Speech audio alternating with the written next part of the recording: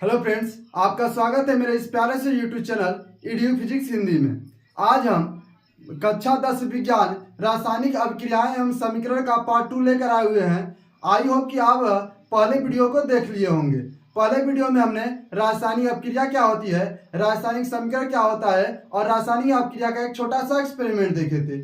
इस वीडियो में हम रासायनिक समीकरण को संतुलित करना क्यों आवश्यक है और संतुलित रासायनिक समीकरण को लिखते कैसे हैं ये पढ़ने वाले हैं। ठीक है, तो चलिए हम वीडियो को शुरू करते हैं। तो हमारी पहली हेडिंग होगी कि संतुलित रासायनिक समीकरण लिखने की विधि, यानी कि रासायनिक समीकरण लिखने की विधि। रासायनिक समीकरण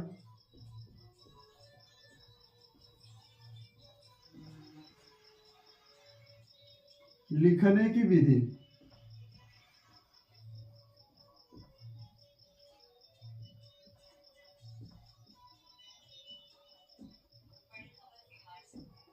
यानी रासायनिक समीकरण को लिखने की विधियां क्या हैं, कैसे हम रासायनिक समीकरण को लिख सकते हैं, इस वीडियो में हम यह समझने वाले हैं। और रासायनिक समीकरण को संतुलित करना क्यों आवश्यक है ये भी जानने वाले हैं। इस वीडियो में हम जो दो हेडिंग पढ़ाने वाले हैं, ये दो हेडिंग जो है बहुत ही इंपॉर्टेंट है।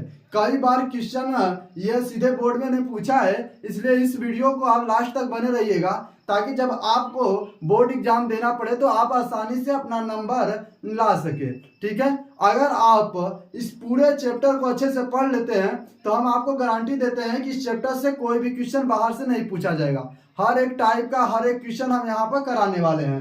तो रासायनिक समीकरण लिखने की विधि, तो रासायनिक समीकरण लिखने की कुल 3 विधियां यहाँ पर हम बताने वाले हैं। पहली विधि क्या है, तो विधि नंबर 1 बताती है कि रासायनिक समीकरण जो होता है, रासायनिक समीकरण में जो प्रयुक्त पदार्थ होते हैं उनका आणविक सूत्र जो होना चाहिए, यानी सूत्र जो होना चाहिए ज्ञात होने चाहिए। यानी कि लिखेंगे रासायनिक अभिक्रिया में, रासायनिक अभिक्रिया में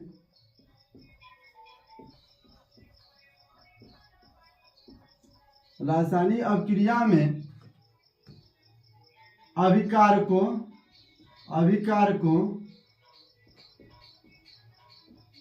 तथा उत्पादों का अणु सूत्र ज्ञात होने चाहिए। अणु सूत्र ज्ञात होने चाहिए। ठीक है, यानी कि जो रासायनिक अभिक्रिया होती है उनमें जो पदार्थ होते हैं, जैसे में हम एक एग्जांपल लिए थे पिछली वीडियो में, एक एग्जांपल लिए थे। क्या एग्जांपल था हमारा, H2O जो होता है किससे मिलकर बनता है, H2 प्लस O2। इसको मेंटेन करने के लिए 2H2O लगाते हैं। यानी ये जो एक रासायनिक अभिक्रिया हो गई, इसमें जो अभिकारक है यानी H2O जो है, H2 जो O2 है, जो अभिकारक उत्पाद इनका सूत्र होना चाहिए। यानी देखिए H2 एक सूत्र है, हाइड्रोजन H2। अब ये क्या है आगे बताते हैं। तो दूसरा पॉइंट होता है कि रासायनिक अभिक्रिया में तत्वों के, दूसरा पॉइंट है रासायनिक अभिक्रिया में, रासायनिक अभिक्रिया में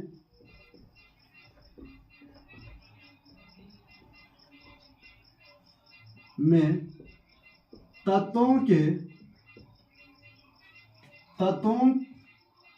को, रासायनिक अभिक्रिया में तत्वों को उनके आणविक रूप में लिखा जाना चाहिए। आणविक रूप में लिखा जाना चाहिए, लिखा जाना चाहिए। अब कुछ लोग बोलेंगे सर ये आणविक रूप क्या है, कौन से तत्व हैं जिनको आणविक रूप में लिखा जाना चाहिए। तो वे तत्व जो 2 के रूप में, जैसे H2O2 अणु और परमाणु आप जानते हैं, यानी अणु के रूप में लिखा जाए। एक लाइन में समझिए, आणविक का मतलब बता रहा है कि अणु के रूप में लिखा जाना चाहिए। यानी कि टू वाले, जैसे C2O2 H2 N2, ये क्या है, आणविक रूप हैं। तो जैसे भी लिखेंगे लिखा जाना चाहिए जैसे ऑक्सीजन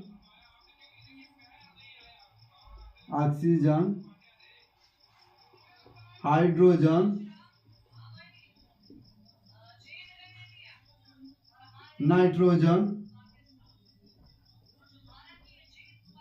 नाइट्रोजन को क्रमशः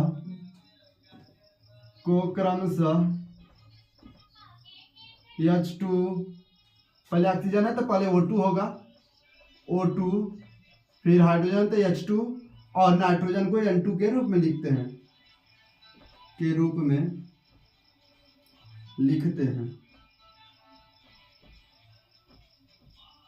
ठीक है। यानी कि जो तत्व को हम H2O2 N2 के रूप में लिख सकते हैं, यानी जो तत्व होते हैं उनको आणविक रूप में लिखते हैं। लेकिन कुछ ऐसे तत्व होते हैं जो एक परमाणुक होते हैं, यानी उन्हें आणविक रूप में नहीं लिखा जाता। तो उन तत्वों को उनके परमाणुओं के जो होते हैं प्रतीकों के रूप में प्रदर्शित करते हैं। तो तीसरा पॉइंट बनाता है लिखने की विधि में। तो तीसरा पॉइंट है एक परमाणु, रासायनिक अभिक्रिया में लिख लेते हैं। पहले क्या लिखेंगे, रासायनिक अभिक्रिया में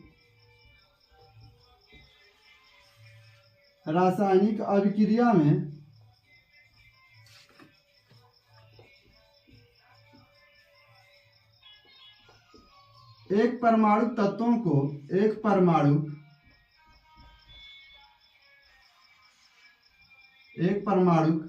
तत्वों को उनके प्रतीकों द्वारा प्रदर्शित करते हैं,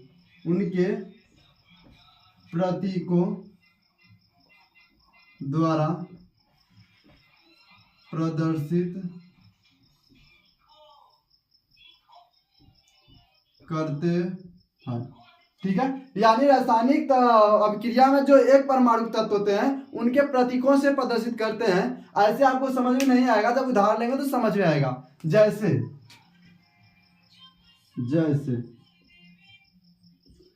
में सोडियम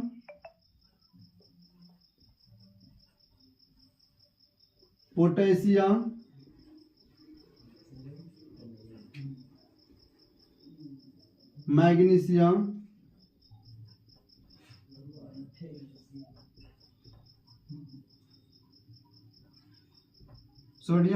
मैग्नीशियम को क्रमशः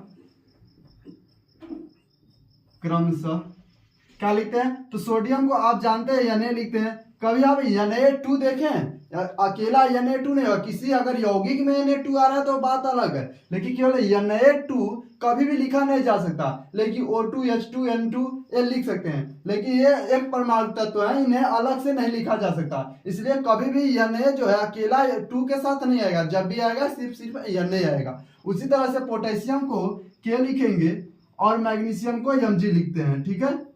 ये रहे रासायनिक समीकरण लिखने की कुछ विधियां। अब चलते हैं हम इसके बारे में, किसके बारे में बात करने वाले हैं, तो रासायनिक समीकरण को संतुलित करना, यानी संतुलित रासायनिक समीकरण क्या होते हैं, संतुलित रासायनिक समीकरण करना क्यों आवश्यक है, यानी ऐसी क्या बात है कि हमें रासायनिक समीकरण को संतुलित करना होता है, ठीक है। तो चलिए आगे चलते हैं। तो अब हम बात करने वाले हैं संतुलित रासायनिक समीकरण के बारे में। तो संतुलित रासायनिक समीकरण क्या होता है पहले यह बात कर लेते हैं, फिर रासायनिक समीकरण को संतुलित करना क्यों आवश्यक है इसके बारे में भी हम बात करेंगे, ठीक है। तो चलिए पहले हम लिख लेते हैं कि संतुलित रासायनिक समीकरण होता क्या है। तो लिखेंगे संतुलित रासायनिक समीकरण, संतुलित रासायनिक समीकरण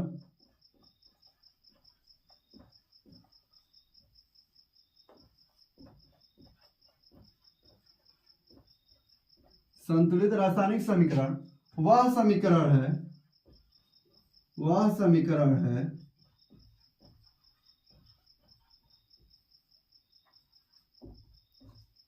जिसके दोनों ओर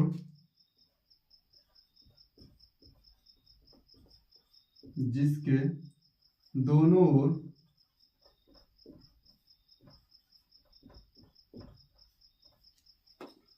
और तत्वों के अणुओं की संख्या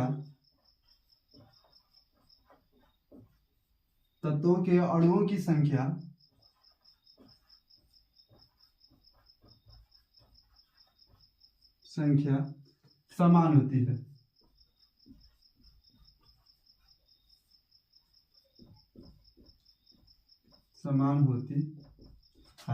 संतुलित।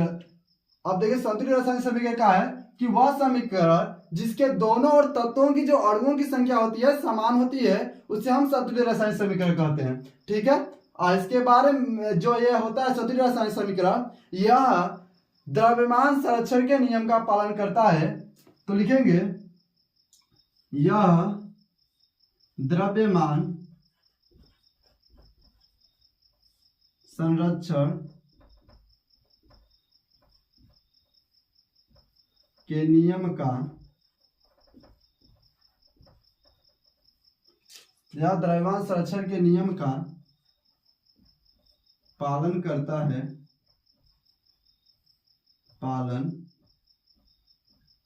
है अतः रासायनिक समीकरण को संतुलित करना आवश्यक है। अतः रासायनिक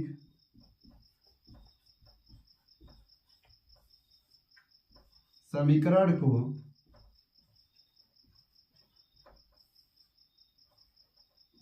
संतुलित करना आवश्यक है।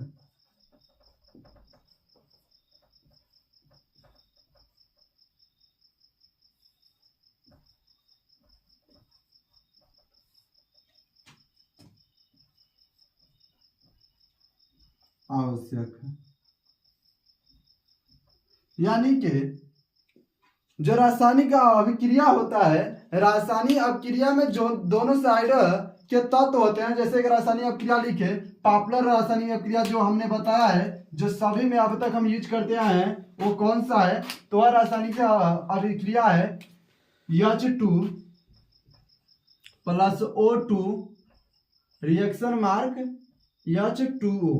ठीक है, यह एक रासायनिक अभिक्रिया है। इसमें देखिए जो अणुओं की संख्या है, करा संतुलित रासायनिक समीकरण वह समीकरण है जिसके दोनों ओर, यानी एक साइड ये हो गया, एक साइड ये हो गया, जिसके दोनों ओर तत्वों की जो तत्व है, यानी तत्व हाइड्रोजन, ऑक्सीजन, ये सब क्या हो गए? तत्व है। तो तत्वों की जो अणुओं की संख्या होती है, तत्वों के अणुओं की संख्या जो है समान होनी चाहिए। लेकिन इधर देखिए, इधर हाइड्रोजन कितने हैं? 2 है। इधर हाइड्रोजन कितने हैं? 2 है, यानी ये बराबर है। लेकिन अगर ऑक्सीजन की बात करें तो इधर ऑक्सीजन तो 2 है, लेकिन इधर ऑक्सीजन 1 है। इसको बराबर करने के लिए, हम संतुलित करने के लिए आगे कोई नंबर यूज कर सकते हैं। तो यहाँ पर जब हम 2 लगाए, यहाँ पर क्या लगाए?